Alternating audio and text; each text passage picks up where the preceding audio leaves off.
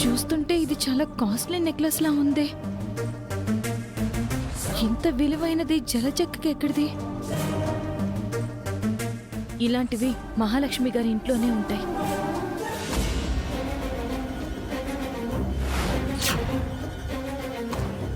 Mahalakshmi madam ఇచ్చిన necklace ఇది చూసేసిందేంటి? ఇప్పుడు ఎలా కవర్ చేయాలి? ఏంటి మధు, ఆ నెక్లెస్ నలా చూస్తున్నావు? ఇది నీకెక్కడిదక్కా? అది నాది కాదు, నా ఫ్రెండ్ది. ఫంక్షన్కి వెళ్ళాలని తీసుకున్నాను. ఇలా ఇవ్వు. అబద్ధం చెప్పకక్క. ఈ నెక్లెస్ నీకు మహాలక్ష్మి గారు ఇచ్చారు కదా?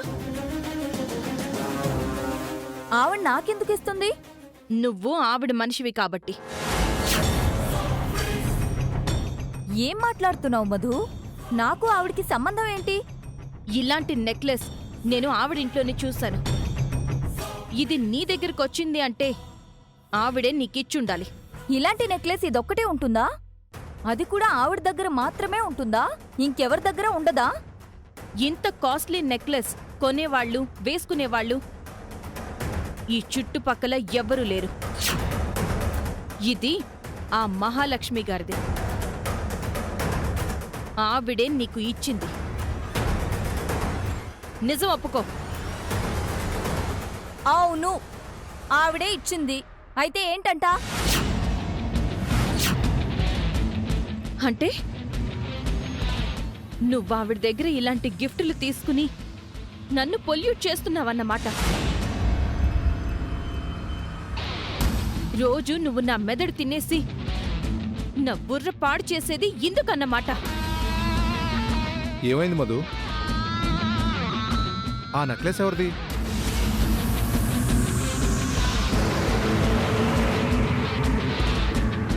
జలజక్కది బావా. నా మైండ్ డైవర్ట్ చేయడానికి మహాలక్ష్మి గారు అక్కకిచ్చిన లంచం. ఆవిడిచ్చే డబ్బుల కోసం, ఇలాంటి ఖరీదైన బహుమతుల కోసం అక్క నన్ను మాటలతో మాయ చేసింది. అవును, నువ్వు చిన్నపిల్లవు, మరి నేను చెప్తే చెడిపోవడానికి.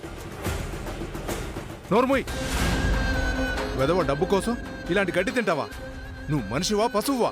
ఊరికే నన్నండం కాదు, ఆ డబ్బు మీద మోజుండబట్టే ఈవిడ గారు మీ తమ్ముణ్ణి వదిలేసి ఆ మహాలక్ష్మి గారింట్లో తిష్ట వేసి రామ్ భార్యగా సెటిల్ అవుదామనుకుంది. నా మనసులో అలాంటి చెడు ఉద్దేశం లేదు. మరి ఏ ఉద్దేశంతో ఆ ఇంటికెళ్ళావు? ఏ ఉద్దేశంతో ఆ ఇంట్లో అన్ని రోజులున్నావు? నేను సూర్య కోసమే ఆ ఇంటికి వెళ్ళాను.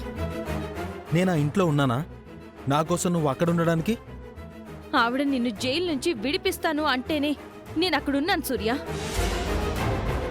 ఆవిడ సూర్యని విడిపించడానికి నువ్వు అక్కడే ఉండడానికి ఏంటి సంబంధం? ఆ ఇంటి కోడలు అయిపోదామనే కోరికతోనే అక్కడున్నావని చెప్పు. తప్పుడు మాటలు మాట్లాడావంటే చంప పగలగొడతాను. వదిన తప్పుగా ఏం మాట్లాడలేదన్నయ్య, కరెక్ట్గానే చెప్పింది.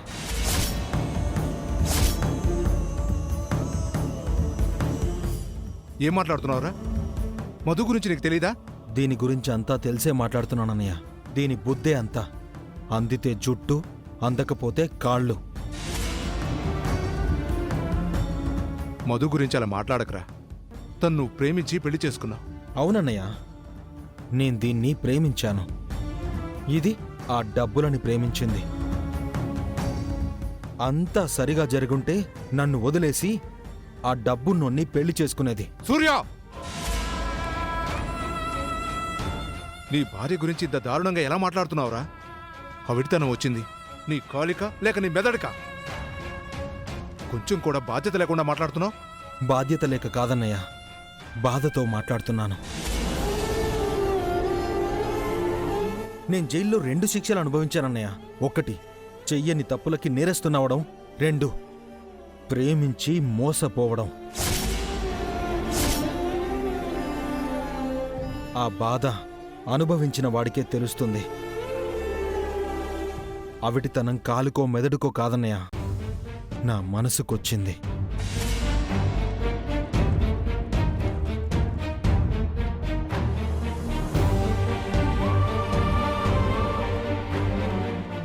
నన్నంత కోపంగా చూడక్కర్లేదు. ఇలాంటి నెక్లెస్ మీరు జన్మలో కొనివ్వగలరా? నా కడుపులో ఒక కాయ కూడా పండించలేకపోయారు, మళ్ళీ పౌరుషానికి ఏం తక్కువ లేదు.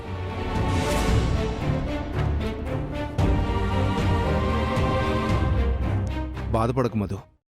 ఇప్పటికైనా మీ అక్క బుద్ధి ఎలాంటిదో నీకు అర్థమైంది కదా. తప్పుగా అనుకోకమ్మా. నీ బలహీనతే దాని బలమైంది. ఈ జలజైనా ఆ మహాలక్ష్మి గారైనా నీ మనసు దృఢంగా ఉంటే ఎవ్వరూ ఏం చేయలేరు. సూర్యకు నీ మీదుంది కోపం కాదమ్మా, బాధ. నువ్వు ఇప్పుడైనా వాస్తవంలోకి వచ్చి ఆలోచిస్తే ఇకపై నీకెలాంటి చెడు జరగదు. ఏదో ఒకరోజు నువ్వు సూర్య కలిసి సంతోషంగా బతికే సమయం వస్తుంది. అప్పటి వరకు కాస్త ఓపిగ్గా ఉండమ్మా. జలచక్క గురించి సీత చెప్పింది నిజం. ఇదంతా ఆ మహాలక్ష్మి మాయ. అలాంటి మహాలక్ష్మిని సీత ఎదిరించి రామ్ గారితో కలిసుందంటే నేను సూర్యుని మార్చుకొని తనతో బ్రతకడం పెద్ద కష్టమేమీ కాదు.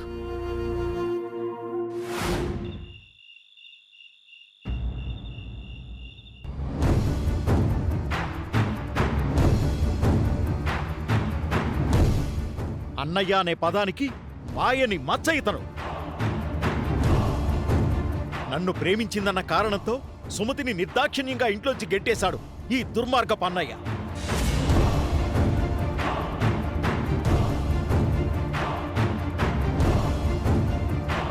చెల్లెలపై అక్షంతలు చల్లి ఆశీర్వదించాల్సిన ఈ పెద్ద మనిషి నా సుమతిని కన్నీళ్లతో వెళ్ళగొట్టాడు.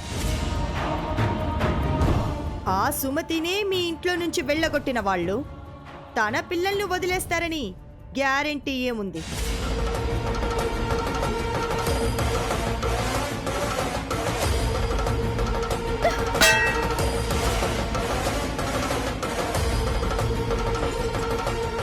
ఏమైంది సీత? ఫ్లవర్ వాజ్ ఎందుకలా కింద పడింది? అది పడలేదు పిన్ని, నేనే పాడేశాను. ఎందుకు? ఆవిడ్ని ఏం చేయలేక. ఎవరిని? ఆ మహాలక్ష్మి అత్తయ్యని. ఆవిడేం చేసింది?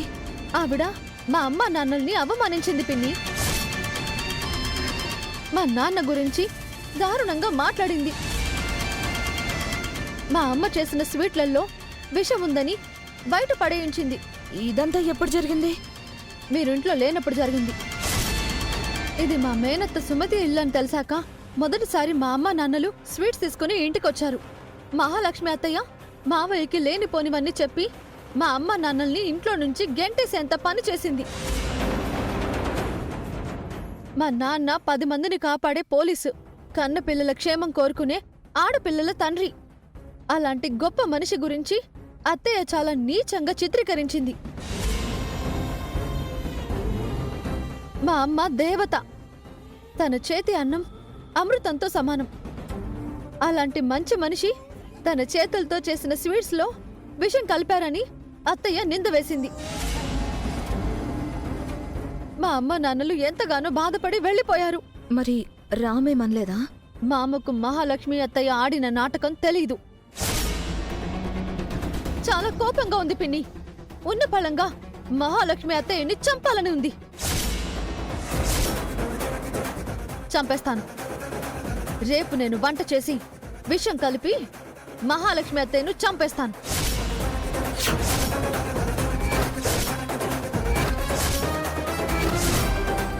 ఆవిడ నొక్కదాన్నే కాదు, ఆవిడ తానా అంటే తందానా అనే అర్చన అత్తయ్యని కూడా చంపేస్తాను.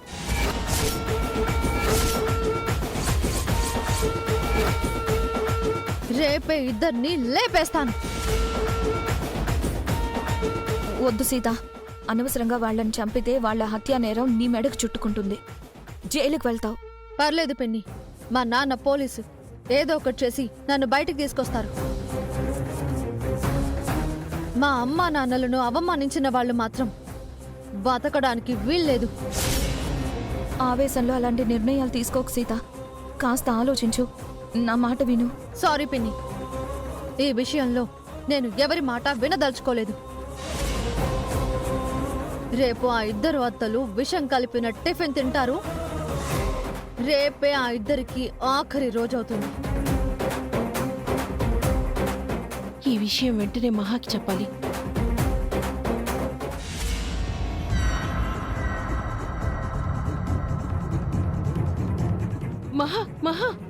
ఏమైంది? మన మీద ఆ సీత చాలా పెద్ద స్కెచ్ వేసింది మహా. దాని మోహం నేను వేసే స్కెచ్ల ముందు అది ఆఫ్టర్ ఆల్. లేదు మహా, మనిద్దరినీ సీత విషం పెట్టి చంపేస్తుందంట.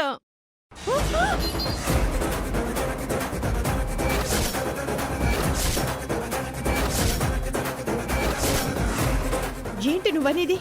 అంటే సీత ఈ పాలలో విషం కలిపిందా? ఈ పాలల్లో కాదు మహా, రేపు సీత వంట చేసి ఆ టిఫిన్లో విషం కలుపుతుందంట. ఆ మాట ముందు చెప్పాలి కదా. అనవసరంగా తాగే పాలను నేలపాలు చేశాను. అబ్బా, బోడి పాలు పోతే పోయాయి మహా, రేపు మన ప్రాణాలే పోతాయి మహా. దాని గురించి ఆలోచించు. ఆ సీత అలాంటి వైలెంట్ డెసిషన్ ఎందుకు తీసుకుంది?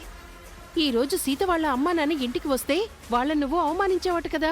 వాళ్ళు విషం కలిపిన స్వీట్స్ తెచ్చారని వాటిని బయట పడేయించావంట కదా. ఆ విషాన్ని తీసుకెళ్లి బయట పడేయ్.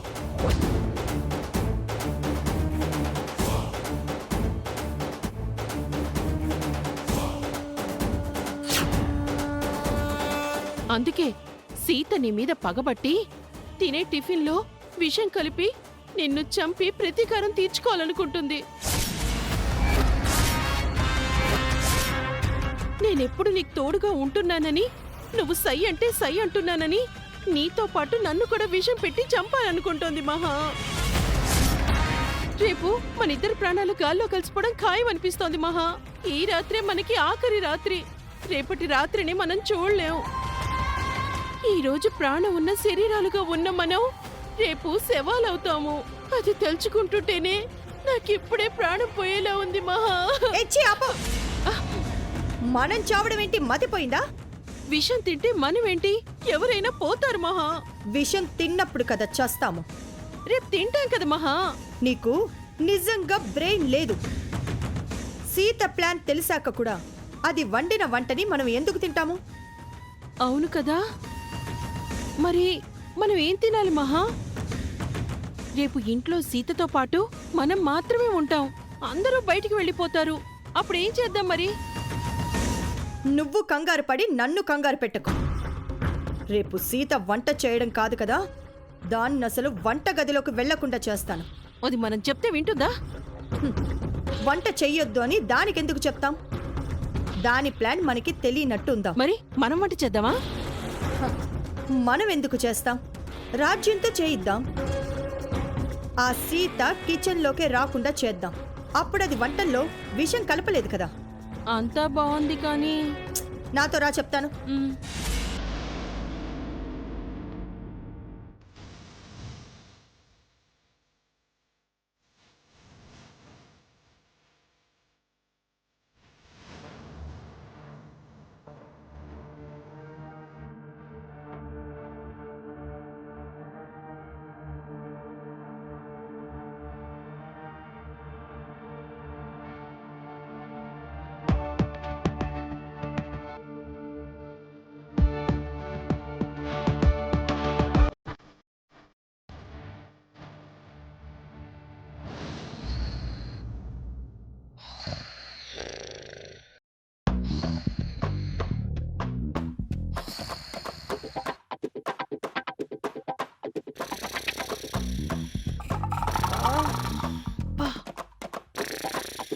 అబ్బా, ఇదేంటి ఇలా గురక పెడుతోంది?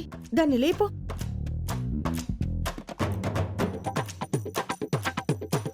ఏ రాజ్యం,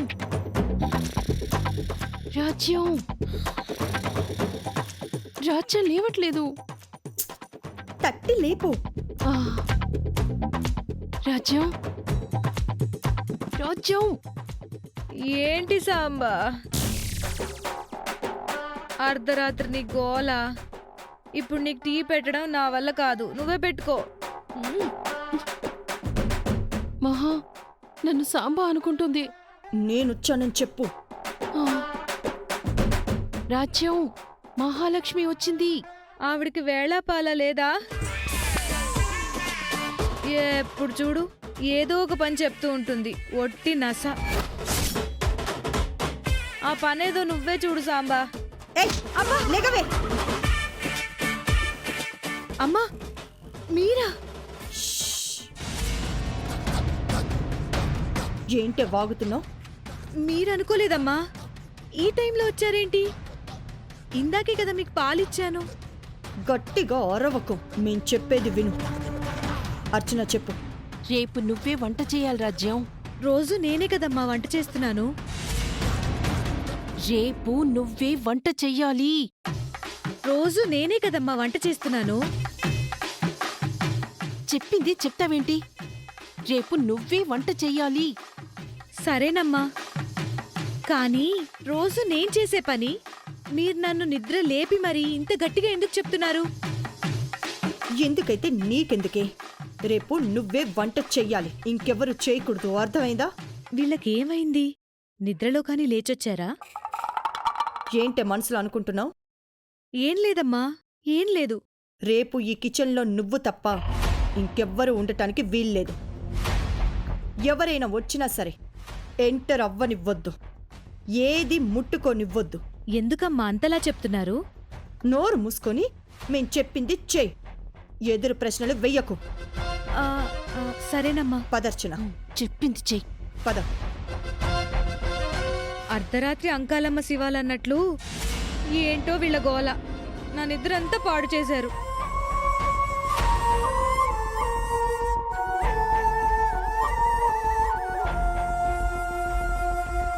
రేపు సీత వంట చేసి అందులో విషం కలిపి మనల్ని చంపాలనుకుంటుందా? ఇప్పుడెలా చంపుతుందో చూస్తాను. రేపు దాని చేత్తో ఇచ్చే మంచినీళ్ళు కూడా మనం తాగద్దు మహా. మంచినీళ్లు కాదు, రేపు అది పీల్చే గాలి కూడా మనం పీల్చకూడదు.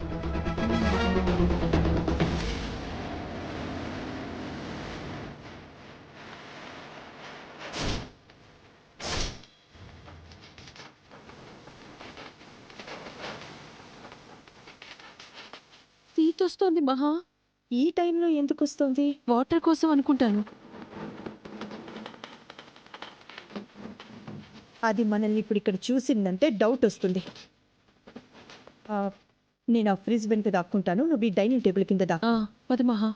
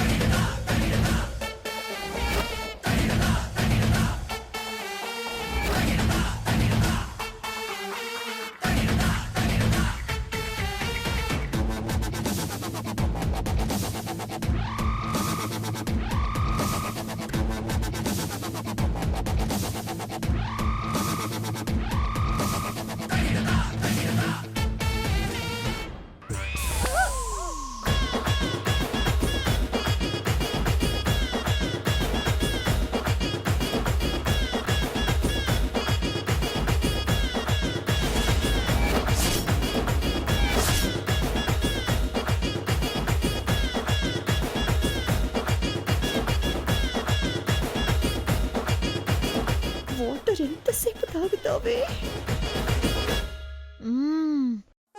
అబ్బా, ఆహా, నీళ్ళెంత రుచిగా ఉన్నాయి. వాటర్ టేస్టీగా ఉండటం ఏంటే నీ బొంద?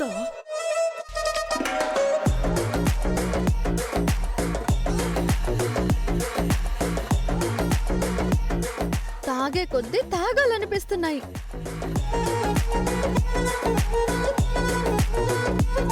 అది కడుపో చెరువే, ఎన్ని నీళ్లు తాగుతావే?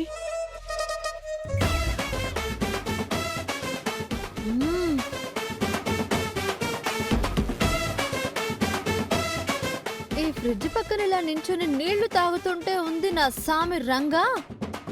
ఎక్కెక్కే వేరబ్బా. వాటర్ తాగడంలో కిక్కే ఉంది, కోతి మొహం దానా. త్వరగా కాల్ తీయవే. అబ్బా, సీత మహా చెయ్యి తొక్కినట్లుంది. మహా చెయ్యి చపాతి అయిపోతుంది. అయ్యో, త్వరగా వెళ్ళవే. అయ్యో, కాలు తీయవే.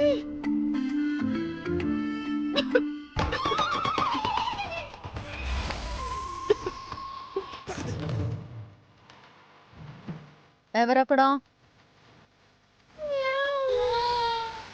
ఓ పిల్ల.